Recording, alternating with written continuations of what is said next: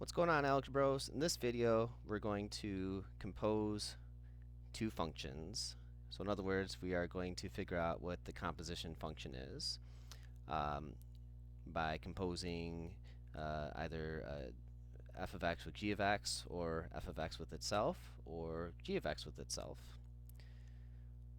So I do want to mention that f of x is the function given by 2x minus 1, and g of x is given by x squared plus 3.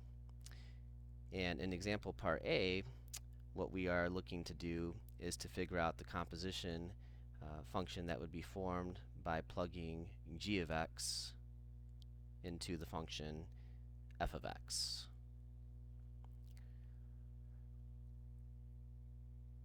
So what you can kind of think of this as is taking the expression x squared plus 3 and plugging it into all the x's of f of x, which there's just one of those. And something that I like to do is actually flesh out the expression that we're actually plugging into f of x with this alternate notation for composition. So like for instance, to say f of g of x is really to say that we're figuring out f of x squared plus 3. And sometimes I call that the inner function. So with that said, if we plug x squared plus 3 into the function f of x, instead of 2x, we're going to have 2 times x squared plus 3. And then don't forget the rest. We've got minus 1. And we can go ahead and clear parentheses via distribution. That's going to give us 2x squared plus 6 minus 1. And combining like terms gives us 2x squared plus 5. So that's what it would look like if we plugged the function g of x into f of x. Let's see what would happen if we were to go in the reverse direction, such as what the notation indicates in example part B. Example part B wants us to figure out g of f of x. So in this example, we're going to be taking 2x minus 1 and plugging it into the x that's being squared in x squared plus 3. So in other words, from a notation standpoint, we're trying to figure out g of 2x minus 1. So anywhere you see x, we're going to replace it with 2x minus 1.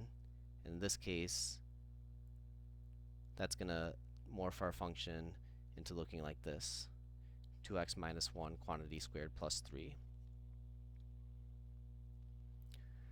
One thing I'd encourage you to do is FOIL out the 2x minus 1. And so you'd have 2x minus 1 times itself, and then this plus 3.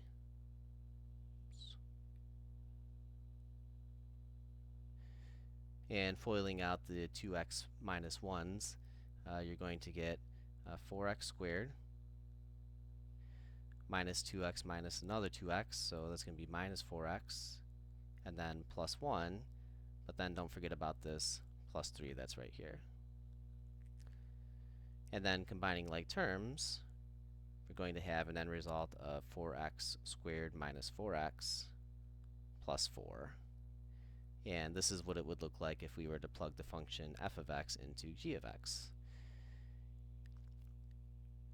And you'll notice right off the bat that the two functions that we get with either of these are not identical to each other.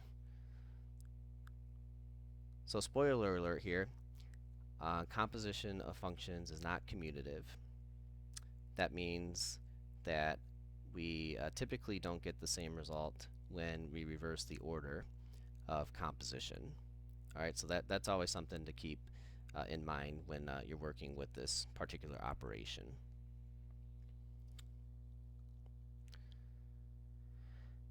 In example part C, we want to compose f of x with itself. So in other words, we want to figure out what f of x is. And in this case, it's kind of like we're taking, well, it is like we're taking 2x minus 1 and plugging it into the x that's involved with it. So in other words, we're trying to figure out f of 2x minus 1. And so instead of 2x minus 1, we're going to have 2 times 2x minus 1 minus 1.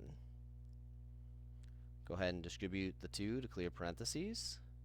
That gives us 4x minus 2 minus the 1, giving us 4x minus 3.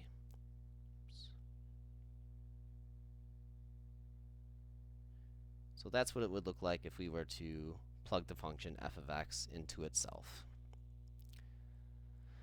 Now for example, part D, we're plugging g of x into itself. So this is going to be g of x.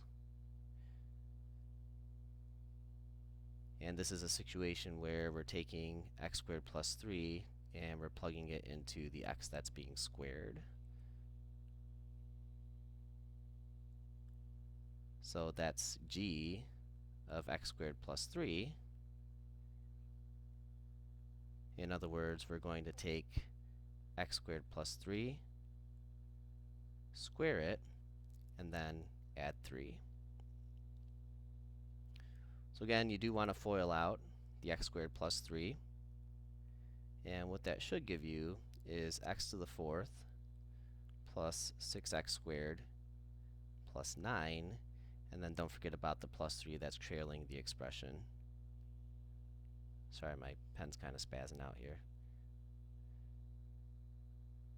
So x to the 4th plus 6x squared plus 12. And that's what it would look like if you were to take the function g of x and plug it into itself. Alright, that's where the pain and torture, the fun and excitement for this video ends. Of course, if you have any questions, feel free to let me know. Otherwise, thanks for watching, and I'll see you in the next one.